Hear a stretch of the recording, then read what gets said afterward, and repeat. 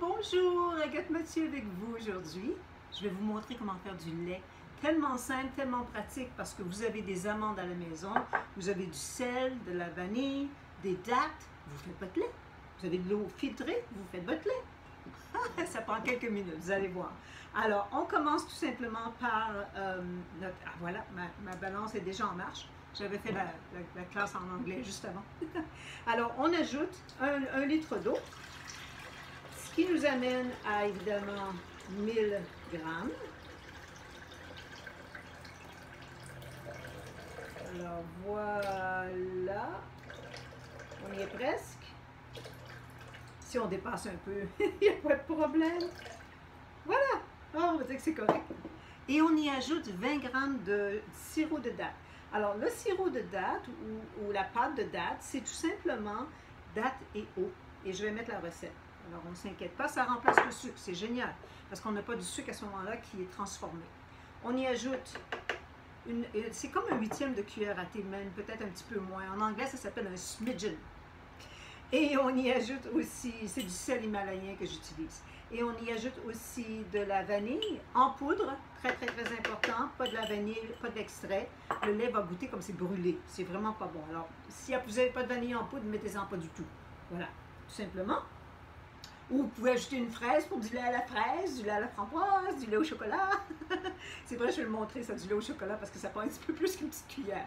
Mais c'est juste pour donner des idées pour le futur. Et voilà, et à ça, on ajoute 40 grammes d'amandes. Alors, je suis à 1,23 kg, alors je vais me rendre jusqu'à 1,63 kg. Voilà. On met le couvercle et on passe au mélangeur. Voilà, tout simplement. Mon mélangeur est un Blendtec, ça prend environ 1 minute. Il s'agit tout simplement que les noix soient tous brisées en petits morceaux. Ici, j'ai un sac à lait. Là, je viens juste de l'utiliser pour l'autre classe d'avant en anglais, comme je vous disais. Alors, j'ai des petites graines d'amandes qui sont là. Mais ce qui est important, c'est d'utiliser le sac avec la couture à l'extérieur. Cette partie de la couture ici à l'extérieur. Parce que sinon, c'est ça, les petites graines de noix, ils se retrouvent emprisonnés dans la couture et puis c'est pas bien. Alors, on verse. Et là, n'utilisez pas le cordon pour tirer. Ne faites pas ça. Vous descendez ici le plus bas possible, comme ça. Ensuite, on tourne. Voilà, comme ça. Et ensuite, gentiment, délicatement, on commence à presser.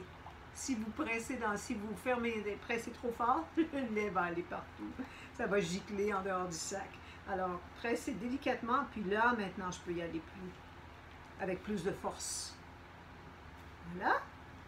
Simplement comme ça. Et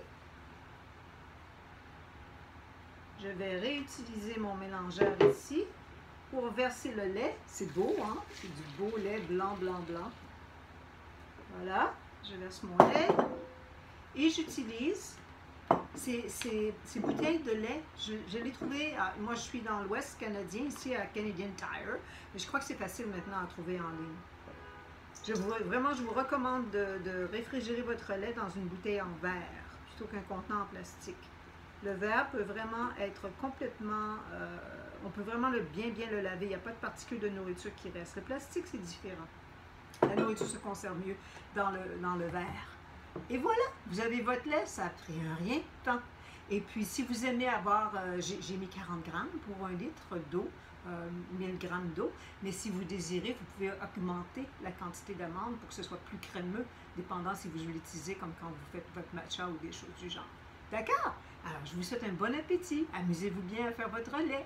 À la prochaine!